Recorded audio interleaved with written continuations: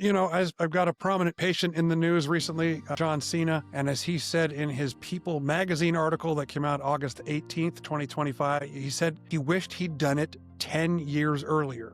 That is incredibly common. It's maybe not putting a number on it with a lot of patients, but, guys, and mainly men for some reason, but they get very anxious about having a surgery on their scalp, but it's a very, with the way we do it, very smooth process. It's, there's less, my patients do tell me there's less discomfort than having your teeth cleaned at the dental hygienist. So it's not Really? Okay. Yeah.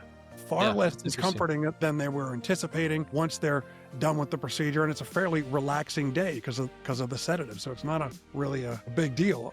They will tell me after that year, even before the year passes, they just, in the post-op visit 2 weeks later, they'll be like, man, that was, I wish I'd done this earlier. There is that waiting game. They go, build up the courage, they get the procedure, and then they've got a year really to wait for the final results. I have heard from, hair is interesting.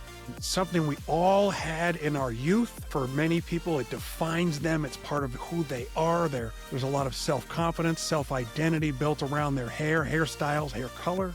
And then as we lose it, right, it kind of tears away at our self-image and a lot of times self-confidence, and it can be psychologically devastating for some.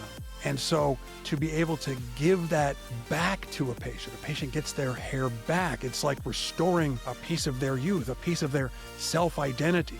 And so, as I mentioned, I used to do facelifts and nose jobs and traditional facial plastic surgical procedures. Those patients are happy, certainly. But consider maybe we're taking a bump off of someone's nose. They've always had that bump on their nose. And then you take it down, okay, they're improved and they feel better about themselves, they look better.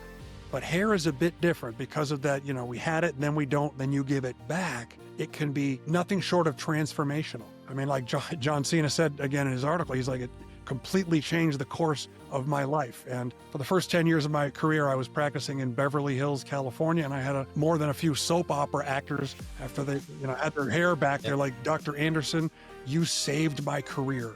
That's amazing.